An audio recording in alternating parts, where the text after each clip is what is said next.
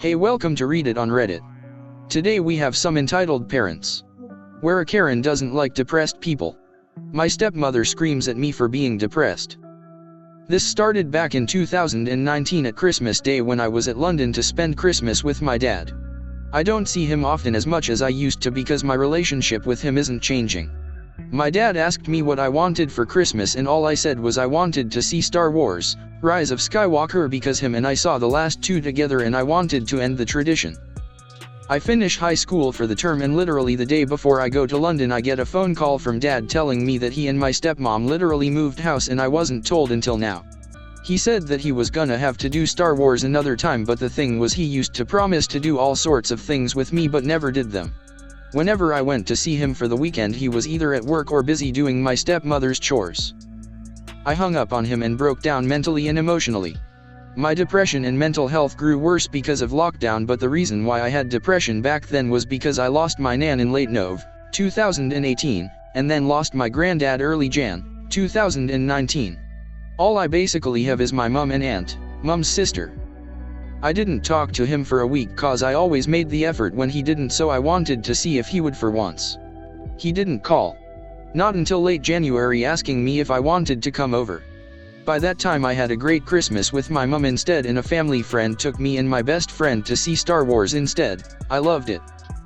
I found out that I didn't have my own room just like back in the old flat they used to live in, so whenever I visit them I'm forced to have a pillow and blanket sleeping on the floor, which really pissed me off. It was a big place and a lot of space, but still it's what was so much more important than spending actual time with his own son. I didn't say a word at all Saturday. I made my own food, played Sonic on my Switch, then I just watched TV with an emotionless face cause I was in a I don't care mood. As I'm watching TV my stepmother walks in and sees me before going, "What the hell is wrong with you? You've been a miserable shit all day long. Be happy that it's a new place to live." I stayed silent, not even looking at her. "Hello. What? Will you stop being depressed and just be happy?" "I will," I got up and said as I walked past her, "when I go back home to my mom." I left to go to the Tesco's that was literally down the road and got me some delicious pink lemonade, yum yum. I got a text from my dad telling me that I was apparently rude and disrespectful to my stepmother, which was BS. I went back and didn't say a word all day long. The next day I got on a train back to Liverpool by myself like usual. I do feel happier back home, but there were times I did think about dreadful things to myself which I help for soon later. I just wanna make it clear that it's not because I couldn't see that film with him, it's the fact that I only asked for one simple thing and he couldn't keep that one promise. He has done that to me repeatedly the last 5 years, and that's why I don't want to see him anymore unless he gets his act together. Next story is, Karen yells at me for being gay. So, I was at the mall today, because the only other place that sells coffee shut down. And I was just minding my own business, and a mother, somewhere in her 30s, comes up to me and tells me that I dress like a gay. In sheer astonishment at her stupidity and transphobia, I just sit there, looking at her. She tells her kid, a little girl, "Never be like that beast, honey." I ask her what the hell is wrong with her, and she acts like I hit her, yelling, "That queer ass bitch hit me," and calls for staff. We both tell our side of the story, with her side being a lie that I hit her, obviously, and because it was a she said situation, we were both kicked off the premises. ReadIT 1. After the fact, the entitled bitch starts going into a rant about how if I wasn't gay, she wouldn't have been kicked out of her favorite coffee shop. Then, this bitch decides to spit in my face. Repeat, spit in my face. I whisper into her daughter's ear while she was busy on her phone next to her car that, "You can be whatever you want to be." Okay, yeah, that last part didn't happen, but the rest of this is true. Next story is, entitled Mother Didn't Get Congratulations. This is my mother's story that happened this week. I have permission to share, obligatory on mobile. Let's begin. So my grandmother Maria is the epitome of an entitled person/parent. She has 4 kids, my aunts, my mother, and my uncle. This story is about my mother, 3rd child. This is relevant, as she had to take care of her brother and lived as a black sheep. Graham was abusive and drug addicted for all my mother's life. On to the current drama. My mother still takes care of my grandmother when she calls for something. She lives in a hoarder house and her caretaker doesn't do much, so my mother takes pity.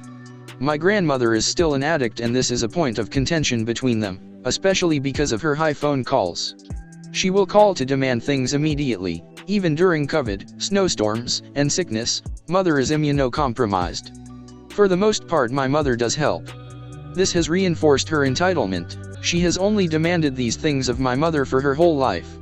After forgetting my mother's birthday and not even noticing, Maria called breaking down about her other daughter not answering her calls. Whole other story.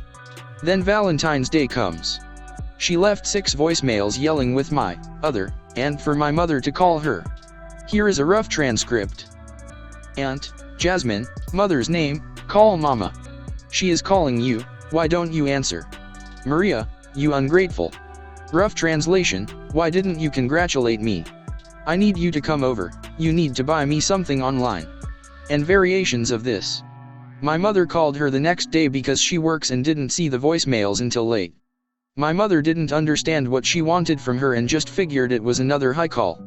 Turns out she wanted a Valentine's greeting and was mad that no one gave her one. Anyway, this is the story my mother shared with me. I'll edit if anything doesn't make sense. It's kind of late. This is already long, so thanks for reading this far. Happy Valentine's Day for everyone but Maria. And I like the comment below. LMAO, are we actually siblings? Because my grandma is the same. Minus the drug part, but adds severe psychological issues including narcissism, probably bipolar disorder, never been to a psychologist so she is not professionally diagnosed, maybe even schizophrenia. She sometimes shows some signs of schizophrenic symptoms, but this is just my hunch, etc. Until recently, my mom took pity too often on shitty relatives.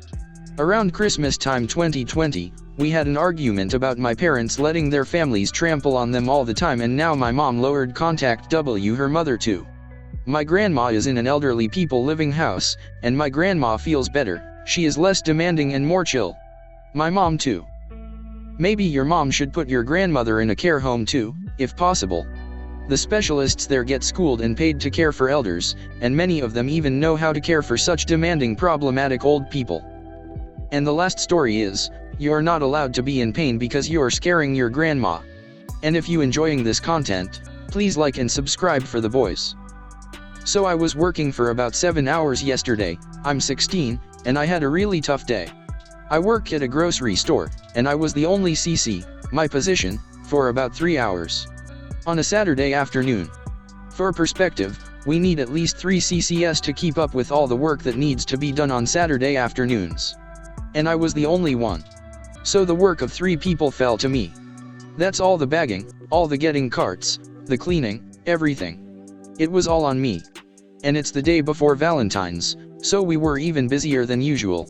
Oh, and it never got above 5 degrees Fahrenheit, and the wind chill kept us negative all day. All in all, I ended up spending over 2 hours outside, pushing carts like there was no tomorrow. The time I spent inside was mostly bagging for 2 or 3 people at once. So as you can imagine, I was exhausted when I got home. I laid down in front of the fireplace and didn't move for about 10 minutes. My mom gets down beside me and tries to get me to stand up. She tells me that I'm scaring my grandma, who was staying the night at our place. My dad walks over, pissed as all hell, and practically screams at me to get up. I tell him, truthfully, that I physically can't move. He doesn't care. So I pull myself up, trying desperately not to pass out, and try to go upstairs to take a shower. Only after all of this do they bother to ask me what's wrong. I tell them, I feel like I broke my back. My mom tells me that if this is what I'm going to act like when I get home from work, that I need to quit. I tell her that this is pretty unusual, even for a Saturday before a holiday. For those of you wondering, there were multiple CCS scheduled for that afternoon, but the one that would have been working with me when I was alone got snowed in at a ski resort with no cell service, so she couldn't make it in. She couldn't even call anyone, so she got marked as a no-call, no-show. That pissed me off, because she texted me via Wi-Fi, and I passed all that information on to the manager. So now I'm sore as hell, and I'm pissed at that manager. Lucky me.